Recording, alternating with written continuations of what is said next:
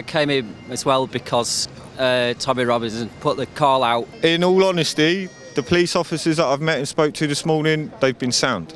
They know we're not here to cause trouble. And I even told them myself, amongst us the English, we've already put words out to ourselves. Anyone that's causing trouble or caught drinking on the streets, we're going to police our own crowd. We're going to have no covered faces. That's the word that's gone out. But whether it happens is a different thing. I've seen people here drinking and with covered faces. Yeah, well then they need to be moved on. And that's just an English point of view. We can't, this is not the day for that. It's not a summer day, this isn't a piss up, this is about remembrance. This isn't just about the English, this is about a national identity. And we're in crisis right now. It's Remembrance Day, and in a couple of hours, thousands of pro-Palestine demonstrators will be marching through central London from Hyde Park to the US Embassy.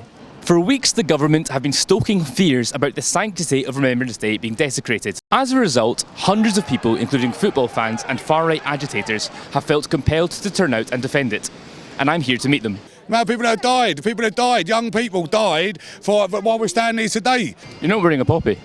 I didn't want to wear one just in case. These are people, if it wasn't for these people dying and we got took over, you wouldn't be able to stand here free speech. This is what it's about. So yeah, they've got freedom to march, don't get me wrong, it could have happened another weekend, as long as it's nice and peaceful, walk through, fine. Significant numbers of my ancestors paid the ultimate price, and I'm here to remember them, and also fellow shipmates who died in the service of the Queen. I'm going to meet up with the League of Young British Patriots. Well, I'm supposed to. I'm a bit early, so I don't know if they're here yet.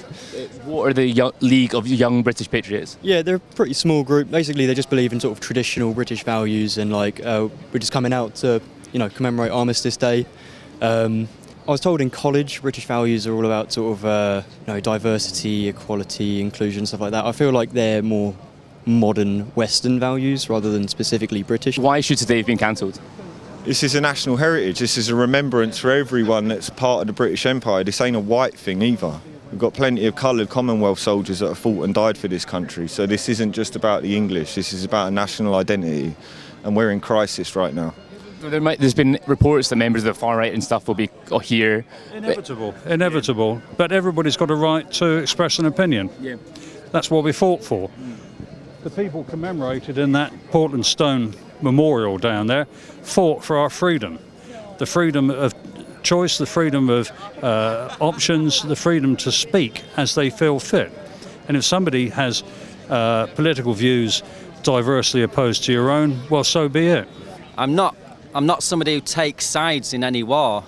I know there's wrong on both sides, both the British and the Germans, frankly, in both world wars. But I'm here to honour the people who sacrifice their lives to maintain our way of life, our democracy, our freedoms. The Palestine protest organisers have made clear that they're not intending to come anywhere near here. They never were intending to come anywhere near here. Why have they put a ring of steel around the Cenotaph? Richard, what would you say to anyone on their way to attend the Palestinian march? To attend the Palestinian march, behave yourself. I know you're going to find it hard because I don't think any of their marches, no matter what the police would try to pretend, the only reason it's not more arrests is because they go too lightly on them. Suella Braverman has said exactly what the majority of people in this country are thinking, that there is a two-tier policing when it comes to demonstrations. In all honesty, the police officers that I've met and spoke to this morning, they've been sound. They know we're not here to cause trouble. And I even told them myself, amongst us the English, we've already put words out to ourselves. Anyone that's causing trouble or caught drinking on the streets, we're going to police our own crowd. We're going to have no covered faces. That's the word that's gone out. But whether it happens is a different thing. I've seen people here drinking and with covered faces. Yeah, well then they need to be moved on. And that's just an English point of view. We can't, this is not the day for that. It's not a summer day, this isn't a piss up, this is about remembrance. That's my opinion. Despite the promises of Englishmen self-policing other Englishmen, it still all kicked off, with scenes of the far right clashing with police all day. Half a mile away, demonstrators demanding a ceasefire in Gaza began their march. Both the Cenotaph defenders and the Home Secretary had been certain that they posed a serious risk to the sanctity of Remembrance Day, so I went to see for myself. You mentioned the government there. The Home Secretary called us a hate march. Is that what this is? I mean, look around you. Nobody's spreading any hate. Everyone's here on a peaceful capacity. If anything, no one is near the Cenotaph. In fact, hateful people are there, and that's not our group. And I think that needs to be said out loud to Suella Braverman, to Rishi Sunak. Nobody hateful is here. If anything, they need to look within themselves and see where the hate is actually coming from. Why are we down here today? To express outrage at the Israeli bombing of Gaza. There's quite a lot of concern from the right and the government that this was going to somehow disrespect Armistice Day. What do you make of those comments? Well, it's about an armistice, isn't it? That's what we're marching for, a ceasefire. Yeah. Yes, I'm afraid I think it's just typical right-wing bullshit. Yes, I'm afraid. Any stick to beat the protest, and so that's a handy one. Yeah, there's no conflict at all between the two ideas of peace in 1918 and peace in Gaza now. Yeah. It's not like we planned it. What Israel is doing to Gaza, it wasn't planned for it to happen on Armistice Day. Do you know what I mean? In this period, and I don't think that there shouldn't be anything that should stop us from marching for them. I mean, it's a literal genocide, and I'm sure a lot of the sensible British people understand that. I think what it boils down to is what Remembrance Day really is, what Armistice Day really is. The whole point of this was the fact that there was an armistice on this day, and what we're calling for is an armistice, is a ceasefire, and at the moment I don't see what the problem could possibly be. If anything, I'm sure the people back then would agree with us, would march with us, and would understand why we're doing what we're doing. It doesn't matter when we do it, it's for the sake of peace, which is what this day represents.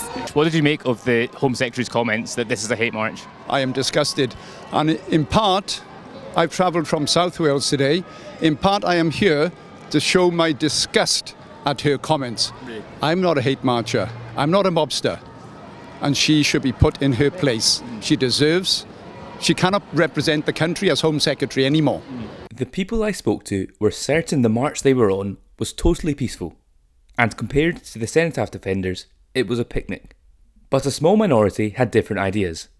People were seen with Hamas-style headbands, and others held offensive signs, including those with swastikas on them. Free, free! Palestine! Free, free! Palestine! And what does Remembrance Day mean to you? A lot. My grandfather, his generation, we owe a huge debt of gratitude to that generation, a huge debt of gratitude, and it should never ever be forgotten. Thinking of bringing a banner that said, "This is a hate march. I hate Suella Braverman," but that was the extent of it, I'm afraid. Yeah. She's a very silly woman. Yeah. What does this day represent? We don't want to see more veterans. We don't want to see more death. We're not trying to take away from the day. We need to pay our respects for all those that have died in previous wars.